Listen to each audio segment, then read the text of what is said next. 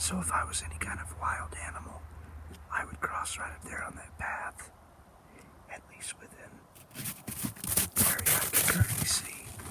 That's where I would cross. So we're gonna have the camera already set up there, and we're gonna do a couple of calls. A lot of Bigfoot pictures are notoriously blurry, causing some people to joke that even the animal himself is blurry. But the thing is these people are not ready. So I'm gonna try to stay in the habit of when I'm squatching, already having the camera ready to roll. Go do a couple calls.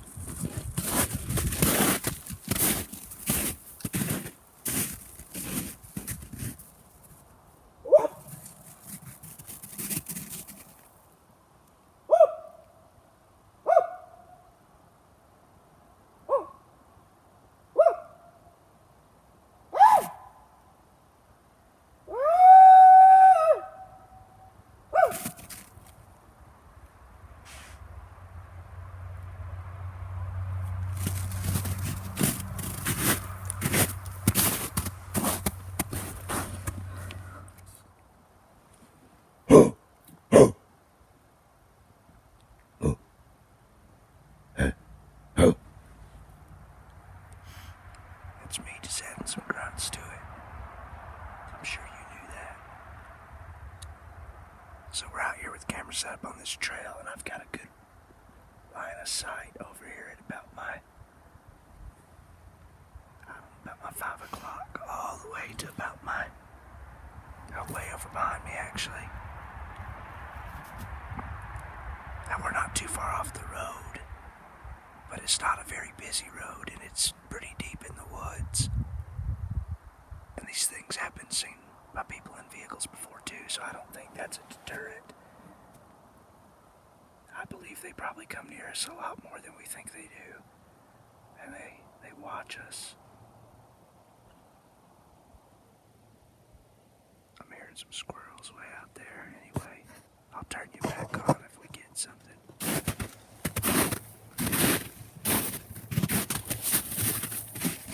Alright, so I'm more in the Dr. Jeff Meldrum camp. I believe there's a biological, anthropological reason for the existence of these creatures. I think they've been there. I think they've been here before we were ever here. It could be that they are the true ancient ones that inhabited this land. I know I've come across a little bit of that in some of my Native American studies. There are some that believe that, and of course, many native tribes had a word for these creatures all over the continent. But I'm gonna try a different technique. In case there is a spiritual element to these beings, I'm just gonna offer up a prayer and just let them know that I'm not here to hurt anyone. I just want to know, and I love nature, and I love the woods, and believe that we're all interconnected with this, and I'm just fascinated by these beings. I just want them to know that, and ask them to feel free to make themselves known to me. So I'm not going to film that, but I just wanted to let you know that that's part of what's going to happen.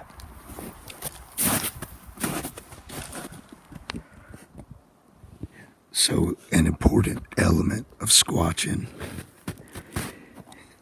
is looking for sign. Now there's the obvious, boy, my voice is gone. There's the obvious, like, trackways.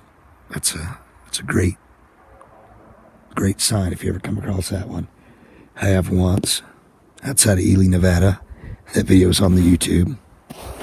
And I'm quite sure that's indeed what it was, for many reasons, which I'll get into through the course of these videos. Another sign you want to look for is tree structures or stick structures. Now, I have mixed feelings on those. Some of them are very, very elaborate and very large and being found more and more frequently. So if they're a real phenomena, I'm pretty sure they're Sasquatch trying to tell us not to be in their territory, probably, to be completely fair and honest. But yet here I am.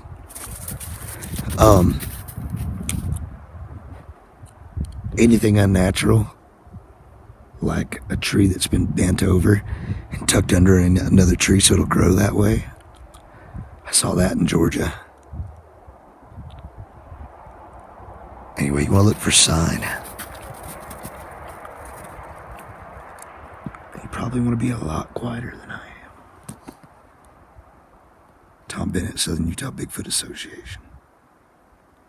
Follow us on Instagram and Facebook, YouTube.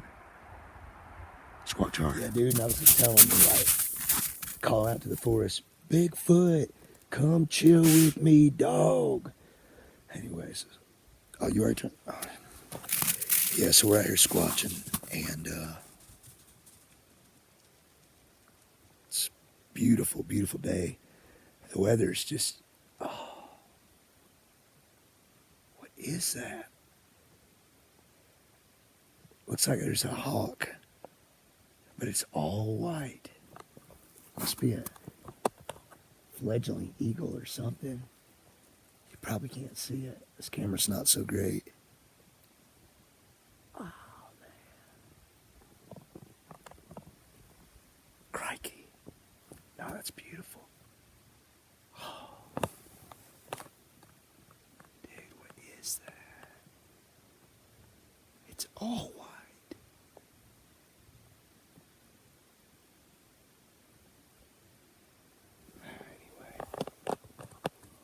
It's beautiful out here, and it's only about like 40-something degrees. You can't even see your breath. It's literally a perfect day. Fresh snow everywhere. The air smells like cedar. Oh, it's a dream, dude. Anyway, so there's a lot of logging that's been done up here, it looks like. Some of it quite old, like that tree looks like it was cut down, at least in part with an axe. There's some big ones that used to grow up here. I can see the stumps. I hope there still is deep in these woods. I hope to get to explore them more. I need to partner up with somebody with side-by-side. Have more weekends available. Anyway, it's just beautiful. The Southern Utah Bigfoot Association. All right, hey, we're gonna address something else that's come to mind too. So, obviously, when somebody's skeptic, which we should always be, healthy skepticism is very important. We should always sort out the fake in this study before our detractors do.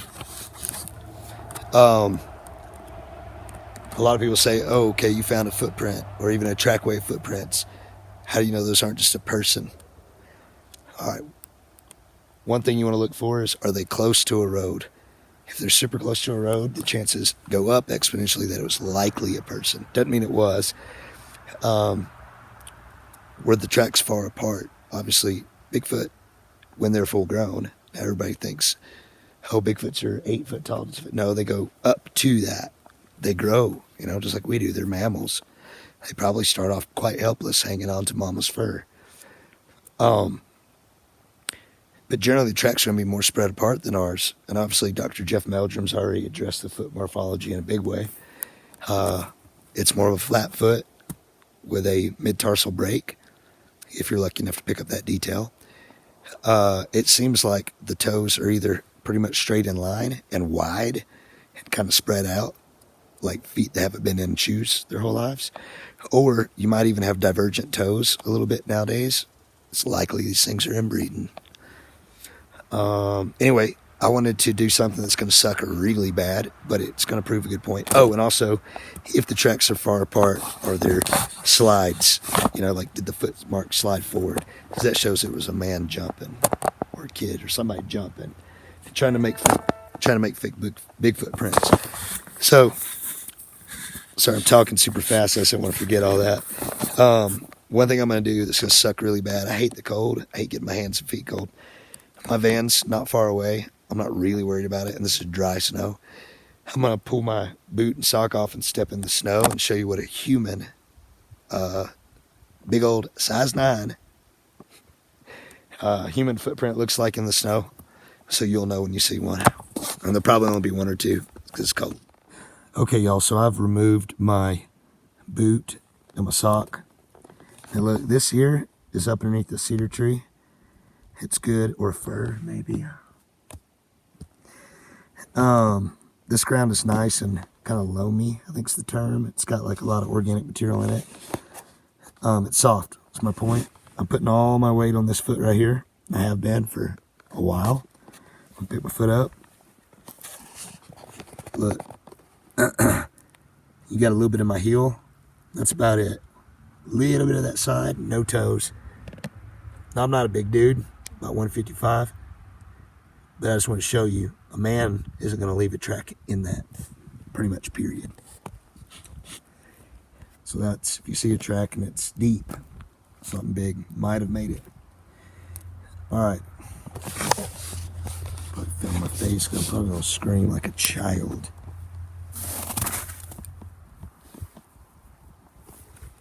Okay. It's cold. Man footprint. Looks flat still.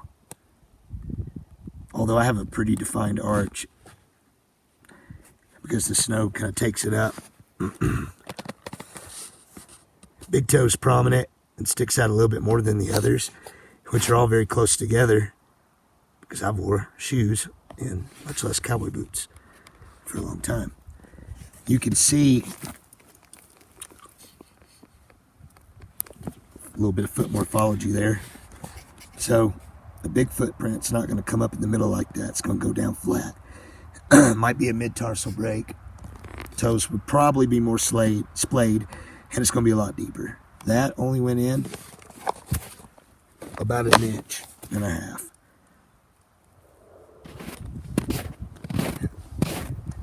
Alright, so Etowah has long since left me and went back to the van. What a goofy little dog. I guess you got tired of being outside. Well, I think we're going to head on out of here. At least go a little bit further down the road. Hope y'all enjoyed this. Hope it was somewhat informative and entertaining. Hope it inspires you to get out in the woods and do some squatching of your own, no matter where you live. There's been Bigfoot sightings in a lot of places, all around the world. And we'll get into all this. And please subscribe. I'll try to get better about putting these out more frequently. And hopefully soon we'll get something real solid for y'all. And my interview with Dr. Jeff Meldrum.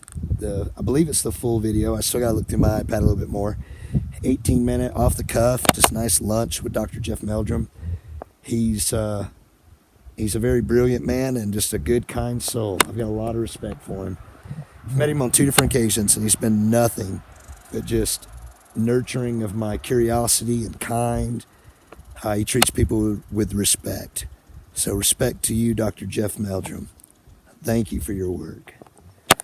We're Southern Utah Bigfoot Association, or I guess I am. If you want to join the association, I'm thinking about making up some t-shirts, trying to get some squatching going on. And anyway, y'all take care. Squatch hard!